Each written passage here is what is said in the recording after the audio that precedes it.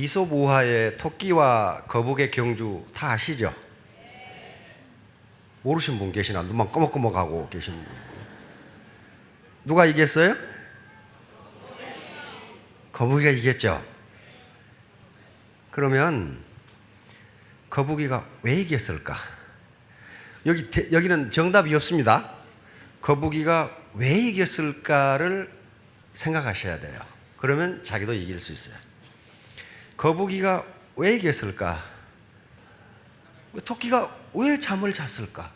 꼭 토끼가 잠 한심만 있으면 자나?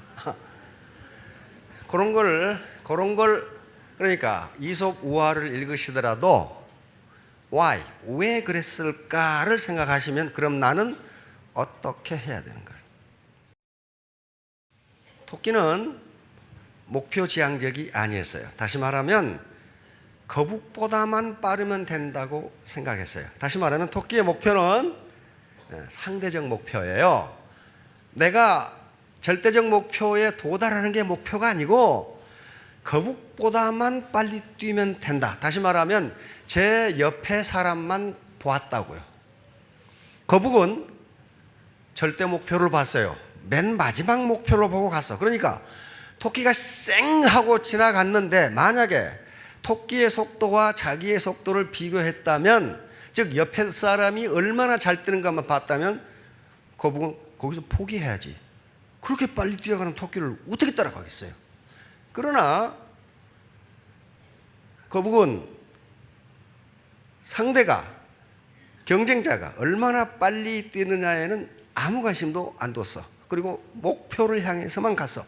그러니까 머리 좋고 똑똑한 사람이 성공할 것 같은데 그러지 못하는 이유가 목표가 뭐냐는 거예요. 목표. 무지무지 모든 성공학자들이라든가 자기개발 이론 서적에 보면은 가장 먼저 나오는 게 절대적 목표 설정이라고 딱 돼 있어요. 폴 마이어가 쓴 Attitude is Everything이라는 그 책에도 목표의 중요성 해가지고 탁 나와요. PPT를 보시도록 하겠습니다. 이 교자는요, 교활하다 할 때 교자입니다. 꽤 많은 교자예요. 토자는 모양 자체가 토끼처럼 생겼잖아요. 요 귀때기가 이렇게 달렸고 토끼 토자입니다. 그러니까 꽤 많은 토끼는 굴을 3개 판다.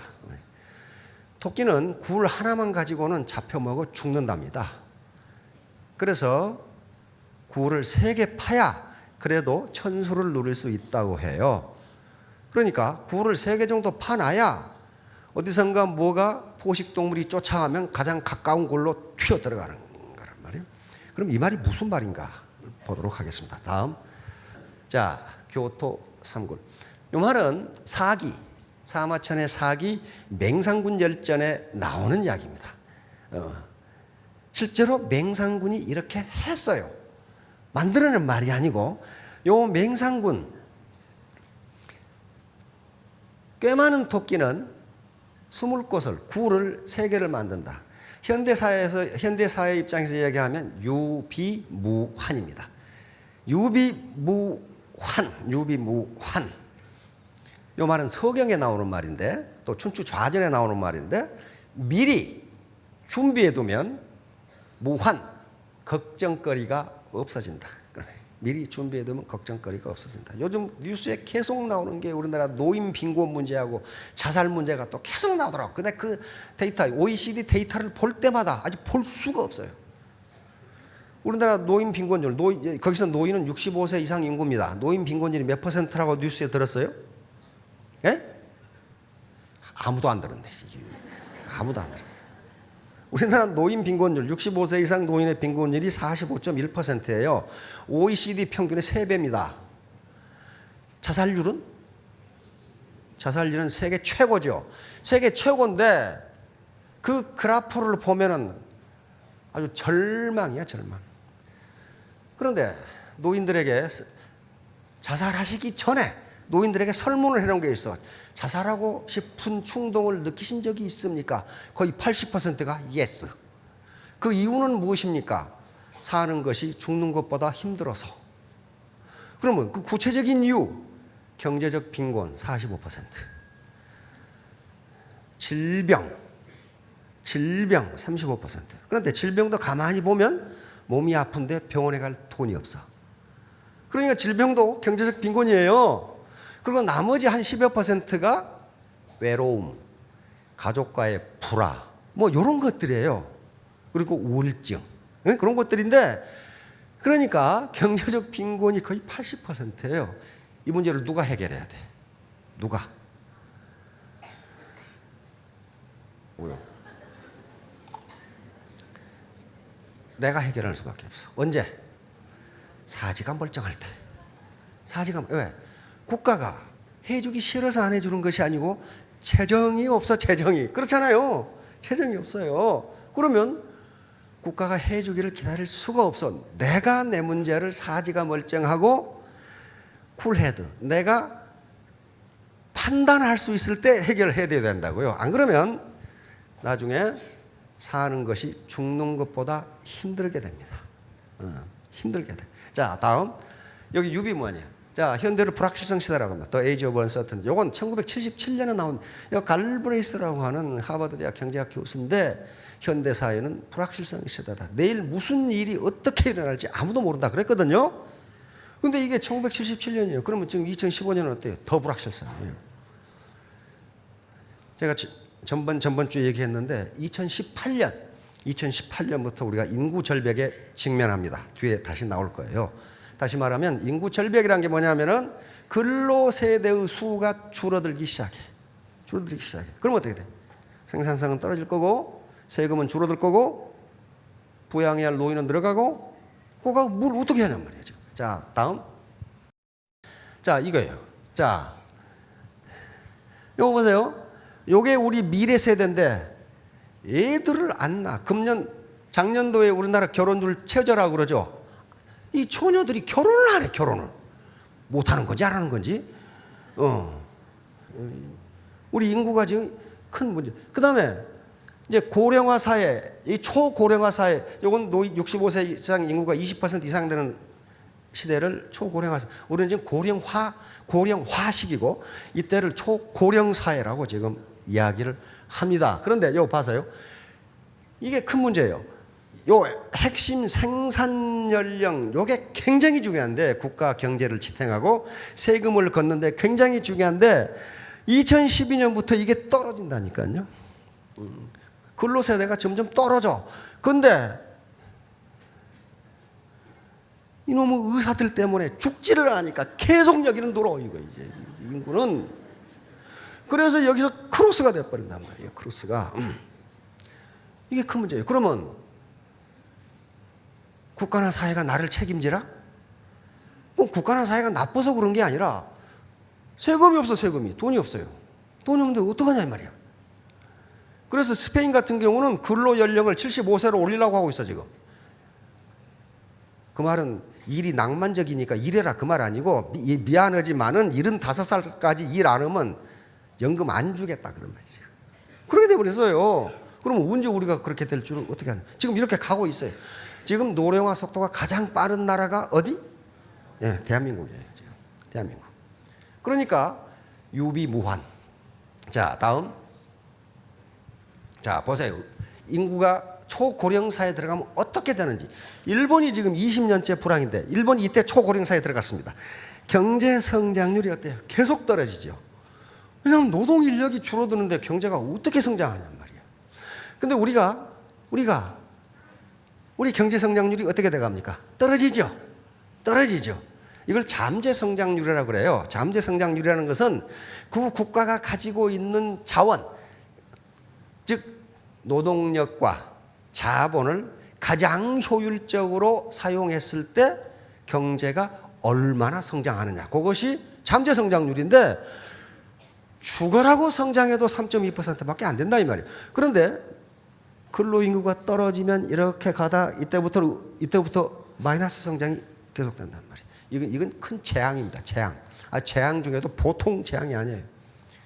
앞으로 군대는 누가 갈 거예요? 지금 태어나는 애들 다 합해봐야 남자애들이 24만밖에 안 돼. 근데 군대는 60만이야. 누가 군대 가 거기? 누가 가냐고. 결국 동남아시아에서 데려올 수밖에 없어. 데려온다고 치고 이게 내 나라냐? 그러고 총 들고 잠자고 있으면 어떡할 거냐 말이에요. 그걸. 보통 문제가 아니에요. 지금 인구 문제가. 자, 다음 경제활동 인구가 이렇게 줄어요. 그만 그랬죠. 그 다음에 여기 가면은 2030년에는 절대 인구가 줄어버려. 이제 의사들이 살리려다 이때가 되면 노인이 이제 집단적으로 죽어. 왜? 90세, 100세에서 집단적으로 죽으니까 인구가 팍 감소해. 이때를 대비하셔야 됩니다. 이때는 국가가 사회복지를 해주고 싶어도 세금이 없어. 국가가 나쁜 게 아니에요. 해주고 싶어도 안 돼. 자, 다음. 지금 춘추 전국시대에 있었던 얘기인데 춘추 전국시대가 어느 때인가를 머리에 잠깐 넣어두시면 이야기가 좋습니다.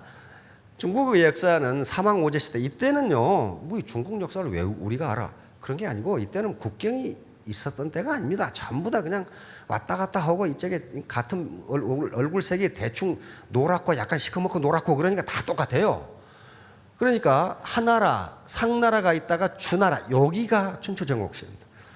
주나라가 800년을 유지하는데 300년만 제대로 유지했고 550년 동안 춘추 전국시대가 이제 나타나는데 이때는 힘 강한 제후국이 임자야. 옆에 나라를 침공하고 땅을 뺏고 서로 이 통일을 하려고 노력하던 시기입니다. 그러나 이때 춘추 전국시대에는 중앙정부가 통제력이 약하니까 존재만 하지 통치를 못해. 그러니까 옆에 국가를 침략해가지고 내가 먹어치우는 거야. 그 시대예요. 그 시대니까 이때에 동양의 역사가 다 이루어집니다. 동양의 사상이 다 나와요. 소위 제자 백가라는 게 나와요. 왜 그러냐면은 통치자들이 각 제후국들의 왕들이 신분에 관계없이 유능한 인재를 마구잡이로 끌어들여요. 인재가 있어야 나라가 강하거든요. 그러니까 바로 춘추 전국시대라는 것은 현대하고 똑같아요. 현대도 춘추 전국시대. 오늘날 승자독식, 빈부격차의 심화, 이게 먹고 먹히는 게 계속 된단 말이에요. 춘추 전국시대하고 다를 거 하나도 없어요. 거기다가 장수까지 되어놓으니까 이제 투잡, 쓰리잡, 포잡. 미국 가면 포잡은 아주 일반적이에요. 포잡. 그렇게 하지 않으면 안 된다는 거예요. 다음. 자, 맹상군. 이제 맹상군 열전이 딱 나옵니다. 맹상군은 바로 제나라의 명재상인데 이분의 아버지가 전영이라는 사람이에요. 전영. 근데 옛날에 이 사대부들은요, 마누라가 많아. 그래가지고 전영도 부인들이 많아가지고 아들이 40여 명이야. 이 중에 하나가 바로 전문이라고 하는 맹상군이에요. 그런데 이 맹상군이 태어난 날짜가 5월 5일이에요. 근데 중국의 미신에 5월 5일 날 태어난 아들은 나중에 키가 크면 부모를 해야 할 가능성이 있기 때문에 안 키운답니다. 그러니까 없애버려. 그래서 바로 전영의 아버지도, 맹상군의 어머니는 천첩이었어요. 그러니까 그 많은 마누라 중에 하나인데 천첩이었다고. 근데 하필 이 아들이 5월 5일 날 태어난 거예요. 그래서 그 부인한테 얘기를 해서 없애버리라고 그랬단 말이에요. 근데 이 부모가 몰래 키웠어. 이 엄마가 몰래 키웠어. 나중에 자기 형제들이 막 40여 명이 되니까 형제들이 그래도 아버지한테 인사는 해야 될 거 아니냐. 그러니까 키가 8대 장성만큼 클 때까지 아버지한테 인사도 못했어. 왜? 없애버리라고 그랬거든. 형제들이 서둘러서 아버지한테 인사를 올리니까 이 아버지가 아주 노발대발한 거야. 왜 키우지 말라는데 키웠냐. 근데 천첩인데 뭐라고 대답할 수 있어?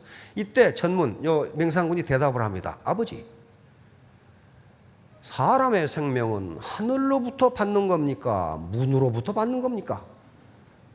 그러니까 왜 키우지 말라고 했느냐 하고 물으니까 아버지 대답이 옛날부터 5월 5일 날 태어난 놈은 문보다 키가 크면 부모를 해친다고 한다. 그래서 내가 못 키우게 했다. 이러니까 그 말을 들은 맹상군이 질문을 한 겁니다. 아버지한테. 아버지, 사람의 생명은 하늘로부터 받는 것입니까? 문으로부터 받는 것입니까?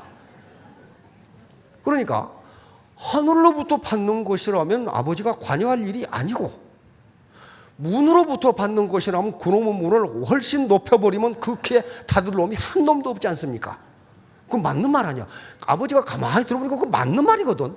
문의 높이를 높여버리면 될 거 아니야, 그 말이에요. 그래 놓고 아버지한테 얘기합니다. 아버지는 엄청난 재산을 가지고 있는데 아버지 밑에 사람이 없습니다. 세상을 살아가는데 사람만큼, 인재만큼 중요한 것이 없습니다. 이거란 거예요. 그러니까 아버지가 가만히 듣고 보니까 그럴 것 같거든. 그래서 이 맹상군에게 빈객을, 손님을 접대하는 임무를 맡기고, 그러자 빈객, 다시 말하면 거기서 먹고 사는 사람들이 3,000명이 모여듭니다. 그래서 유명한 사람이 돼버려요. 나중에 이 아버지가 죽으면서 자기 후계자를 바로 이 맹상군으로 지명을 해버려요. 하마터면 죽을 뻔한 사람. 그때부터 맹상군의 명성은 높아지기 시작합니다. 자, 다음. 여기에요. 여기 하남성인데 여기서 있었던 얘기. 그럼 맹상군 절전에 보면 계명구도란 말이 나와. 맹상군은 그러니까 신분이 낮은 사람, 교육을 많이 받은 사람, 뭐 높은 사람 할 것 없이 모든 빈객들을 똑같이 대우를 했어. 그러니까 별 좀도둑에다가 뭐 죄 짓고 도망가온 놈까지 다 집어본 거예요. 맹상군 밑으로. 그런데 이때 맹상군의 명성이 높아지니까 진시황으로 유명한 진나라에서 맹상군을 초빙해가지고 재상으로 삼으려고 했어요. 진나라 소왕이라는 사람인데 유명한 사람입니다. 그래서 맹상군을 초빙해가지고 진나라에 맹상군이 가니까 몇 번 초빙해서 갔어요. 처음엔 안 가다가 진나라 소왕이 재상으로 임명하려고 그러니까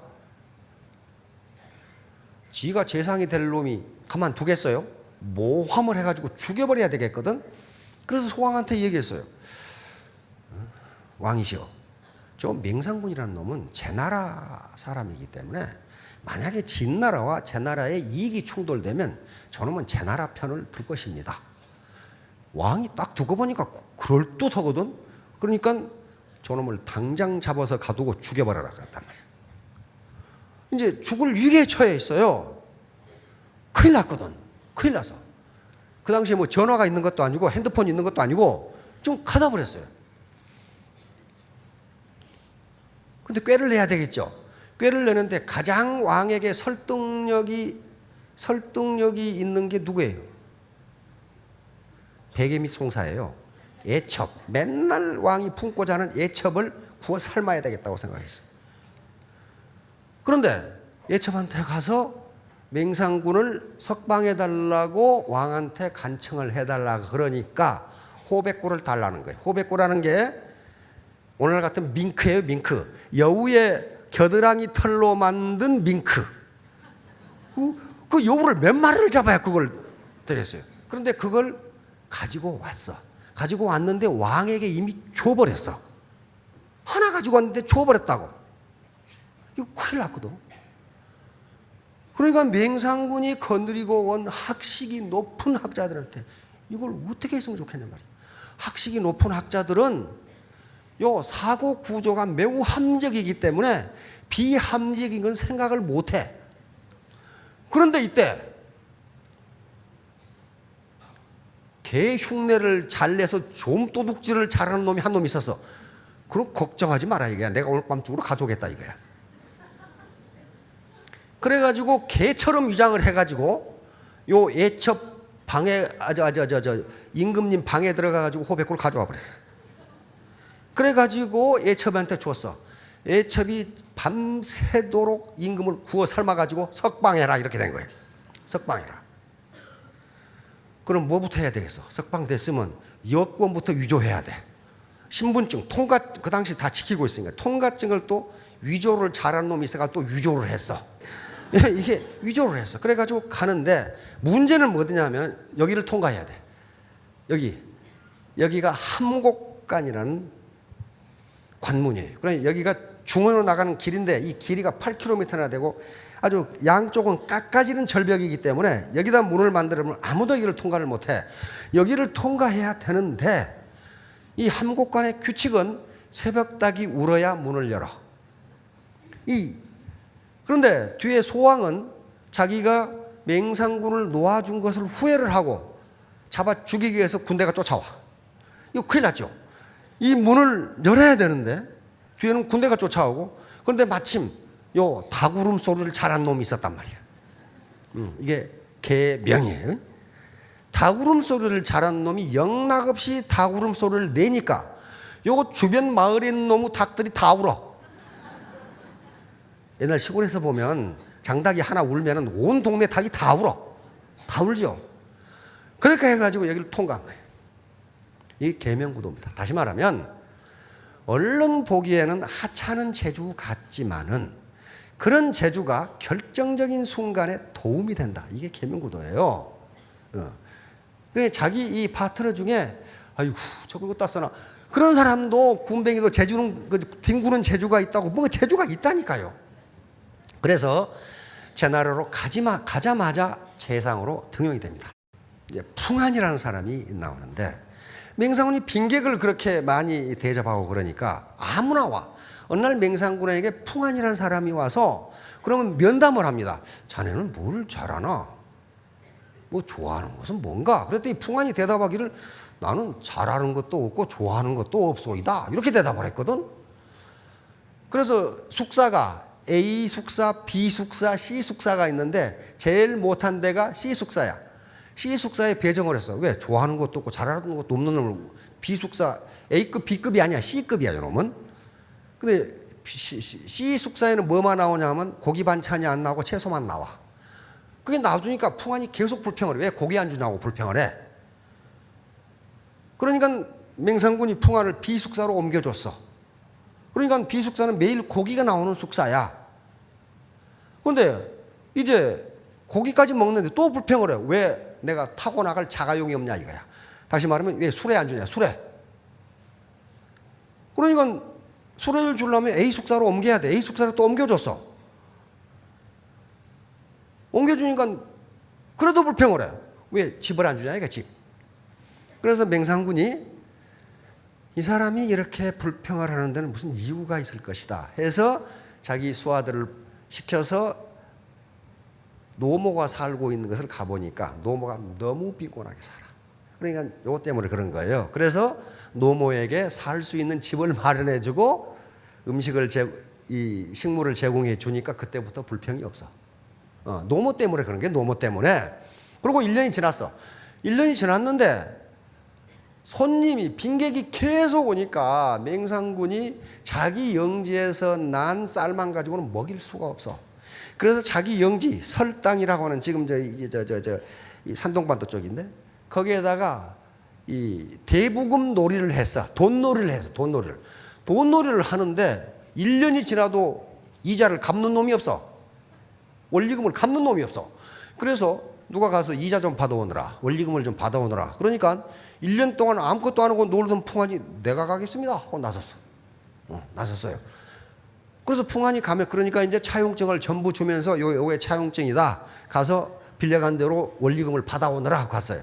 그러니까 풍한이 떠나면서 뭐라 했냐면은 돈을 받으면 뭘 좀 사올까요? 그러니까 맹상군이 이 집에 부족한 걸 사오라 그랬단 말이에요. 그거 당연한 거 아니에요. 이 집에 부족한 걸 없는 걸 사오라. 떠났어. 가서 설당에 가가지고 보니까 부자들은 원리금을 낼 수가 있는데 가난한 사람은 낼 수가 없어. 그렇죠? 호구지색도 안 되니까. 그래서 부자들한테 이자를 받아가지고 소를 잡고 술을 빚어가지고 가난한 사람이고 부자가 다 초청해가지고 대판 술잔치를 해버렸어. 그리고 가난해서 빚을 못 갚는 사람들의 차용증은 모두 불태워버렸어. 그러면서 하는 얘기가 맹상군이 이렇게 하라고 그랬다. 맹상군은 그런 말 한 적이 없거든. 그러니까 어때요? 설당의 사람들이 맹상군 만세를 부르기 시작하는 거야. 그리고 이제 집에 털레 들어왔어. 그래서 물어보니까 돈 어디다 뒀냐니까 다 술 먹었다 이거야. 아니 지금 돈 받으러 간 놈이 말이야. 차용증은 또 다 불태워버렸다 이거야. 노발대발 하는데 왜 그러느냐 물어보니까 그런 거예요.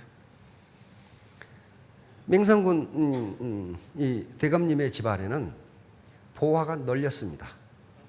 그리고 저쪽 궁에는 이 나라 미인들이 수백 명이 있습니다.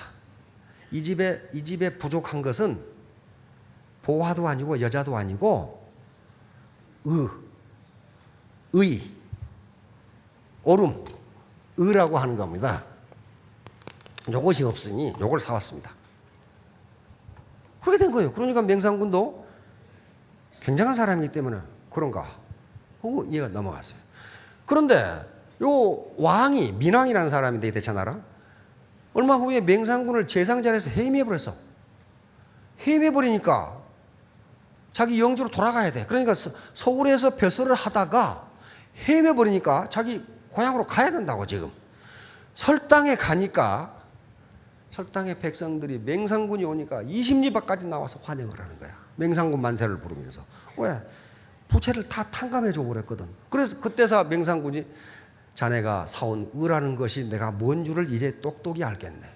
그러니까 맹상군이 하는 말이 요것만 가지고는 주군께서 살아남을 수가 없습니다.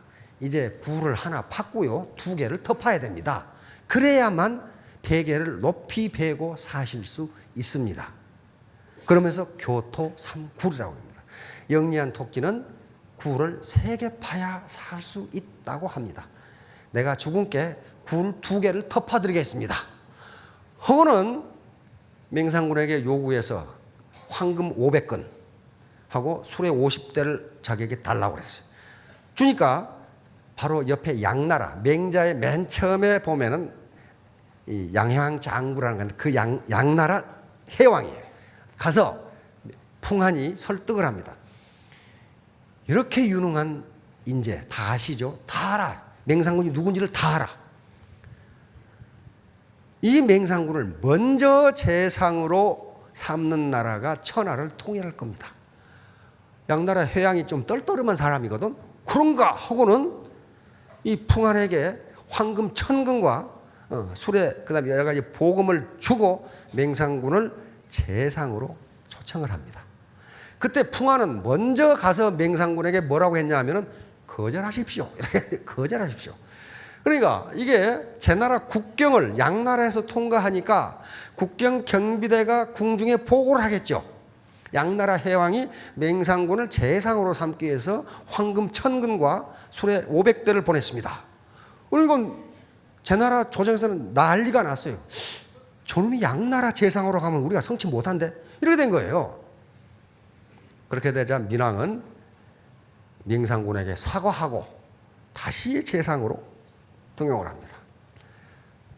이제 됐나? 그랬더니 아니요. 굴 하나 더 파야 됩니다. 이것만 가지고는 주군께서 편하게 베개를 베고 잘 수가 없습니다. 춘추 전국시대예요 이게 지금. 제가 마지막 굴 하나를 더 파드리겠습니다. 해가지고 그 나라 왕 민왕을 설득해가지고 맹상군의 영제인 설당에다가 종묘를 짓도록 설득을 합니다. 종묘. 우리 서울에 가면 종묘 있죠? 다시 말하면 선왕들의 위패를 모시는 사당이에요. 선왕들의 위패를 모시는 사당이기 때문에 아무도 그 땅을 침공을 못해. 침공했다가는 그건 살아남지를 못해. 선왕들의 위패가 있는데 그 땅을 침공했다? 말이 안 돼요. 그래서 민왕이 또 풍한에게 설득을 당해서 설당에 제나라 선왕들의 종묘를 짓게 됩니다. 그때서 풍한은 이제 주군께서는 베개를 높이 비고 편히 사셔도 해칠 사람이 없을 겁니다. 사기에는 뭐라고 적었냐 하면은 맹상군이 수십 년 동안 재상 자리에 있었으나 털끝 하나 건드는 놈이 없었다. 이렇게 딱 나와요. 왜? 굴이 3개나 만들어졌거든 지금. 자, 그러니까 바로 지금 현재 우리가 굴 3개를 파야 돼. 종신고용제들은 없어졌어요. 명예퇴직이니 뭐니 해서 지금 계속 구조조정이니 해서 빨리. 근데 통상 한 40대, 50대란 말이에요. 50대에 구조조정을 당한다 해도 앞으로 40년을 더 살아야 돼. 뭐라고 살 거냐. 그 다음에 이제 자녀들에게 의존하는 것도 어려워. 자녀가 나빠서가 아니고 재발등에 떨어진 불도 지금 해결 못 해. 자녀들이. 부모가 도와줬으면 도와줬지 도움을 받을 처지가 아니야 지금 문제가.